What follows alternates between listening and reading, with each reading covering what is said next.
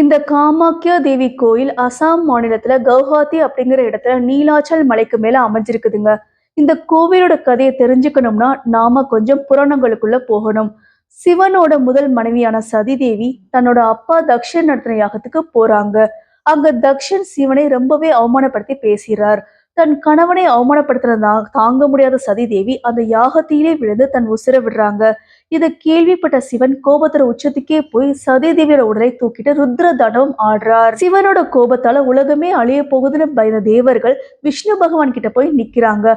அப்போ விஷ்ணு தன்னோட சுதர்சன சக்கரத்தால சதி தேவியோட உடலை 51 துண்டுகளா விட்டுறார். அந்த 51 துண்டுகள் பூமியில் எங்கெல்லாம் விழுந்துச்சோ அதெல்லாம் சக்தி பீடங்கள்னு அழைக்கப்படுது. அதுல சதி தேவியோட யோனி விழுந்த இடம்தான் இந்த காமாக்யா தேவி கோயில். உலகத்துல இருக்கிற 51 சக்தி பீடங்கள்ல ரொம்ப ரொம்ப பவர்ஃபுல்லான இடம் இதுதான் சொல்றாங்க. இந்த கோயிலுக்குள்ள அப்படி என்னதாங்க இருக்கு? பொதுவா ஒரு கோயிலுக்குள்ள போனா கர்ப்பகிரகத்துல ஒரு பெரிய சிலை இருக்கும், அலங்காரம் பண்ணியிருப்பாங்க. ஆனா இங்க அப்படி எதுவுமே கிடையாதுங்க. நீங்க கோயிலுக்குள்ள போனதும் ரொம்ப இருட்டான ஒரு குகைக்குள்ள உங்களை கூட்டிட்டு போவாங்க. இங்க வெளிச்சத்துக்காக வெறும் அகல் விளக்குகள் மட்டும்தான் எரியும். அந்த குகைக்கு நடுவுல ஒரு பெரிய பாறை இருக்கும். அந்த பாறை பாக்குறதுக்கு ஒரு பெண்ணின் பிறப்புறுப்பு, அதாவது யோனி வடிவத்துல இருக்கும். அதுக்கு மேல பட்டு துணி போத்தி பூக்கள் தூவி இருப்பாங்க.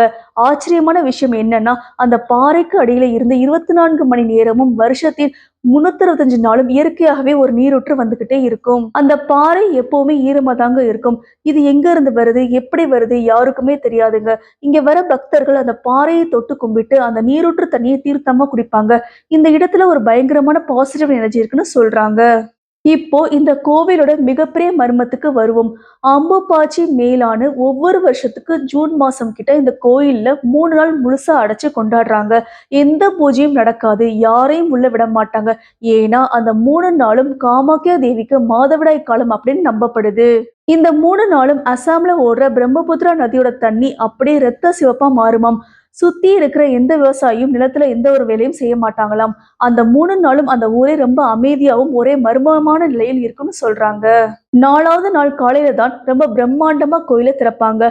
அப்போ பக்தர்களுக்கு பிரசாதமா என்ன தருவாங்கன்னு தெரியுமா? லட்டு புளியோதரை எதுவும் கிடையாதுங்க, ரத்த வஸ்திரம் அப்படின்னு சொல்லப்படுற ஒரு சிவப்பு நிற துணியை தான் பிரசாதமா கொடுக்குறாங்க. தேவிக்கு மாதவிடாய் ஆகும்போது பயன்படுத்தப்பட்ட துணி அப்படின்னு அதை சொல்றாங்க. அந்த ஒரு சின்ன துணி கிடைச்சா நம்ம வாழ்க்கையில இருக்கிற எல்லா கஷ்டமும் தீர்ந்துடும் மக்கள் நம்புறாங்க. இத சயின்ஸ் படி பார்த்தோம் அப்படின்னா அந்த இடத்துல மண்ணுல அயன் ஆக்சைடு இரும்பு சத்து அதிகமா இருக்கிறதா சொல்றாங்க.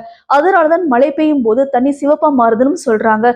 சில பேர் குங்குமத்தை அதிகமா கரைச்சி விடுறதால தான் நதி சிவப்பா மாறுதுன்னு சொல்றாங்க. ஆனா வருஷத்துல கரெக்டா அந்த 3 நாள் மட்டும் எப்படி சிவப்பா மாறுதுங்கிறது இன்ன வரைக்கும் தெரியாத ஒரு மர்மமாவே இருக்குது. அது மட்டும் இல்லைங்க, இந்த கோயில் வெறும் சாதாரண கோயிலே கிடையாதுன்னு மக்கள் சொல்றாங்க. ஏன்னா இது தாந்திரிகளோட தலைநகரமா விளங்குது. இந்தியாவுல இருக்கிற அகோரிகள், சித்தர்கள், மந்திரவாதிகள் எல்லாரும் இந்த காமாக்யா கோவிலுக்கு தான் ஹெட் ஆபீஸ் மாதிரி வந்துட்டு போறாங்க. உங்களுக்கு செய்வினை, பில்லி சூனியம் மாதிரி ஏதாச்சும் பிரச்சனை இருந்தா இங்க போனா உடனே சரியாயிடும்னு ஒரு பலமான நம்பிக்கை இருக்குது. அதே மாதிரி பில்லி சூனியம் வைக்கிறதும் ஏவல் விடுறதும் இந்த மலையில் ரகசியமா நடக்குதாம். பகல் நேரத்துல இந்த கோயில் ரொம்ப அமைதியா பக்தியா தான் இருக்கும். ஆனா சூரியன் அஸ்தமனம் ஆனதுக்கு அப்புறம் இந்த மலையோட வைப்ரேஷன் மாறிடும். நள்ளிரவுல பல மாந்திரிக பூஜைகள், ரகசியமான சடங்குகளும் இங்க நடக்கும். அகோரிகள் அவங்களோட அமானுஷ சக்திகளை அதிகமா படுத்துறதுக்கு வருஷக்கணக்கா இங்க உட்காந்து தவமும் பண்ணுவாங்க. சாதாரண மக்கள் நைட் டைம்ல இந்த மலையை தனியா நடமாடுறதுக்கே பயப்படுறாங்க. பொதுவா நம்ம ஊர்கள்ல பெண்களுக்கு மாதவிடாய், அதாவது பீரியட்ஸ் வந்துட்டாலே அவங்கள எந்த ஒரு கோவிலுக்கும் விட மாட்டாங்க, சாமி கும்பிட விட மாட்டாங்க. அதை ஒரு தீட்டு அப்படின்னு சொல்லி ஒதுக்கி வைப்பாங்க.